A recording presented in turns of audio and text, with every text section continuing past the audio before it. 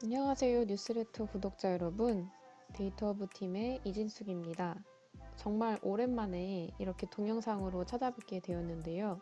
오늘은 파이썬으로 네트워크 분석을 하는 방법을 소개해 드릴까 합니다. 제가 이 방법은 실무에서도 유용하게 쓰고 있는 방법이니 꼭 한번 이용해 보세요. 지난 2월에 처음으로 올려드렸던 동영상 혹시 기억하시나요? 이 동영상에서 네트워크 분석 툴로 계피를 소개해드렸었는데 이 동영상에서 이렇게 후반부에 계피를 이용하기 전에 엑셀을 이용해서 데이터를 전처리하는 작업을 했었죠.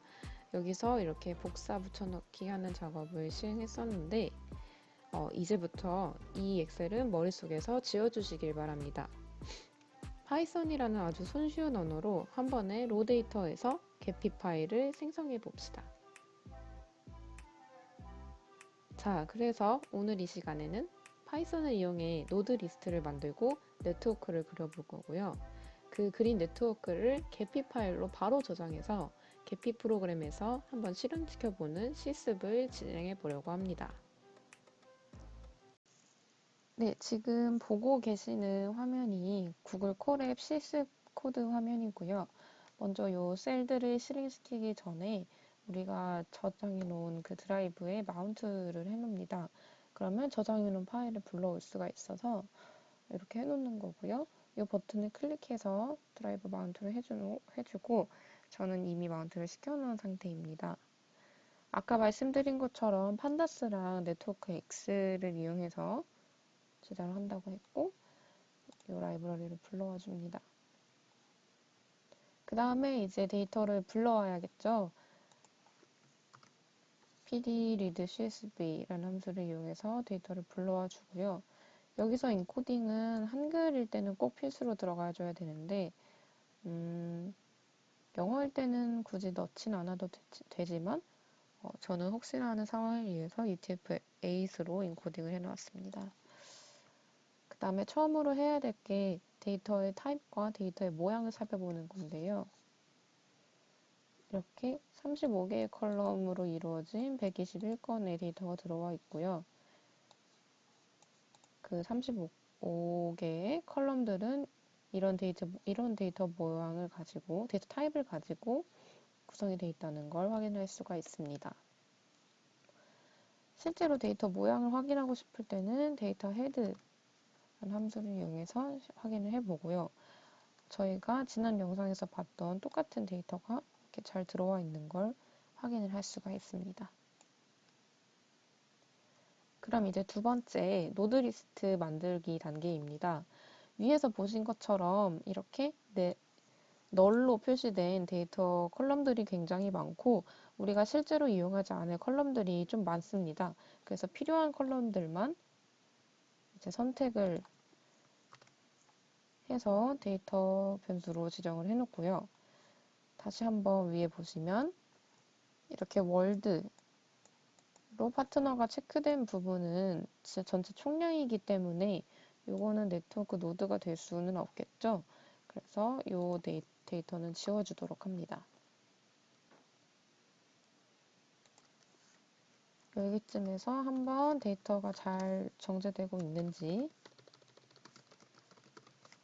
또다시 한번 출력을 해보겠습니다.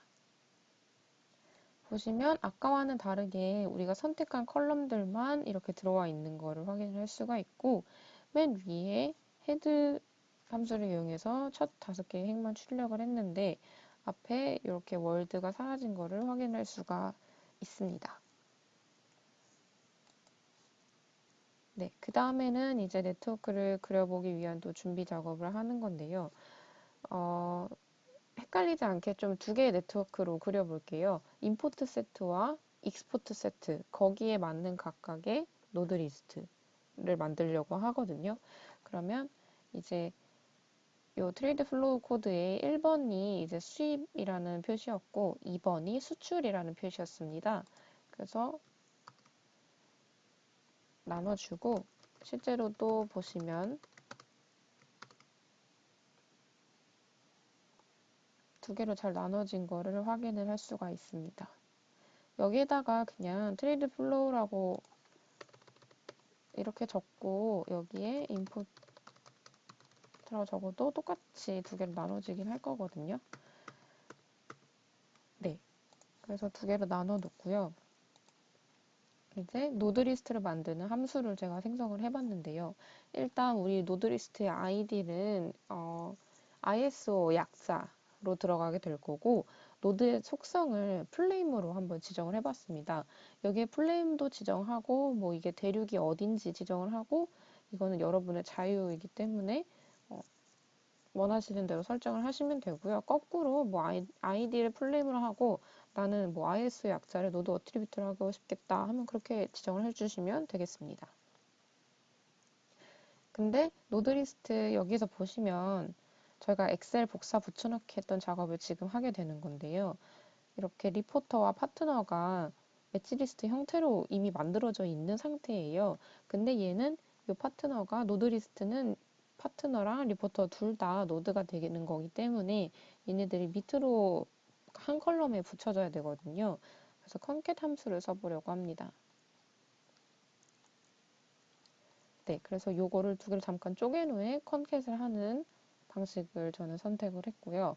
그래서 첫 번째 쪼갠 노드1이라는 변수에는 리포터, ISO 약자와 리포터 플레임이 들어간 리포터 컬럼을 선택을 하고 이거에 대한 중복 제거를 한 다음에 이 컬럼명을 여기서 중요한데요. 이 컬럼명을 리포터를 플레임으로 두고 리포터 ISO를 ID로 놓습니다.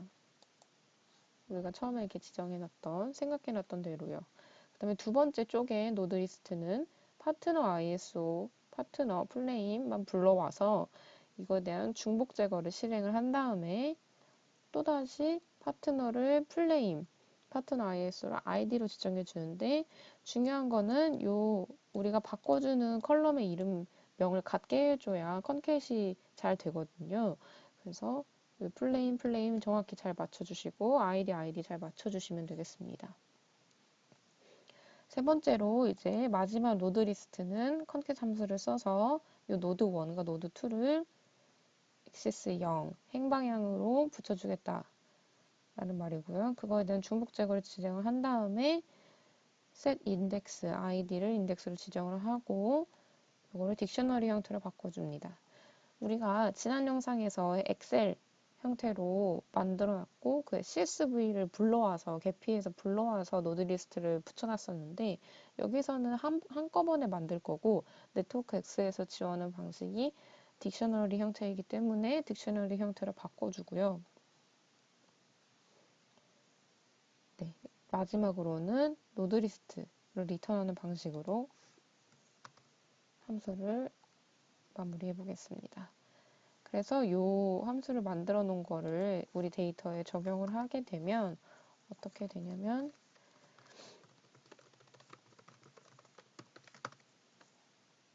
딕셔너리 형태가 나올 거예요. 이렇게. 그러면 우리가 인덱스 id로 지정해 놓은 요거에 따른 플레임 속성들이 이렇게 붙어 있는 걸 확인을 할 수가 있습니다.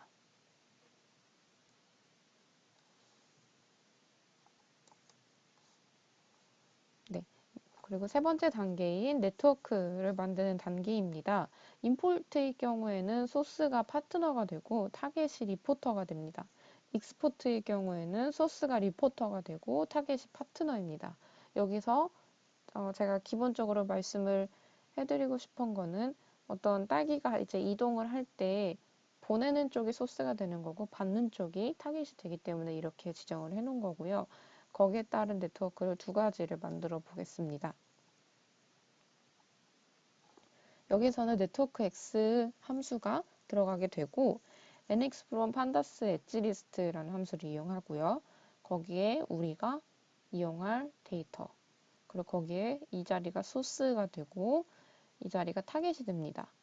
그 다음에 내가 만들고 싶은 그래프 네트워크가 방향성인지 아닌지 방향성이 없는 네트워크를 만들고 싶다고 하면 여기 di를 지워주시면 되는 거고요. 저는 방향성이 있는 그래프를 한번 그려보도록 하겠습니다. 그 다음에 이 엣지에도 속성을 부여할 수가 있습니다. 그래서 엣지 어트리뷰트라는 파라미터에는 저는 무게를 딸기의 무게를 한번 속성으로 넣어 보겠습니다.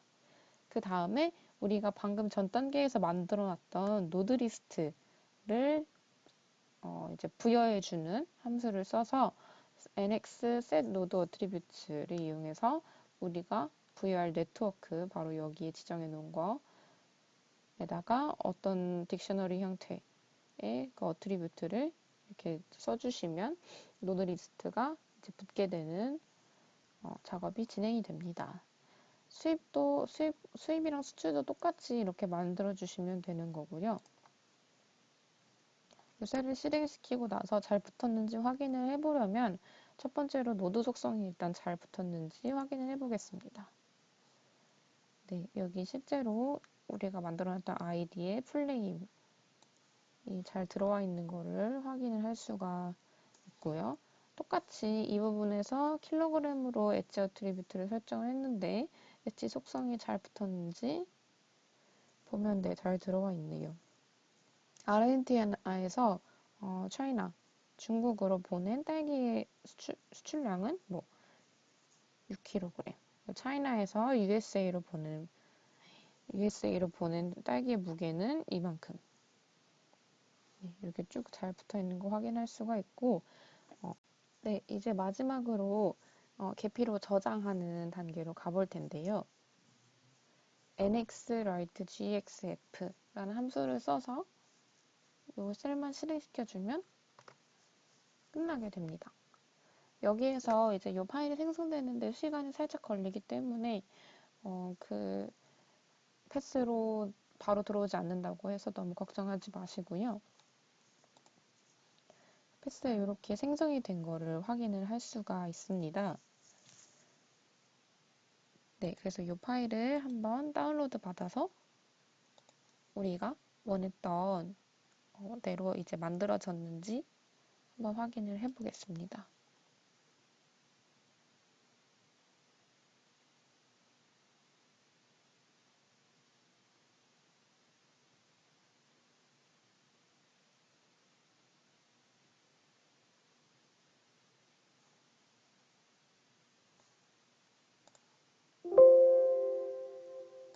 네, 잘 들어온 것 같고요.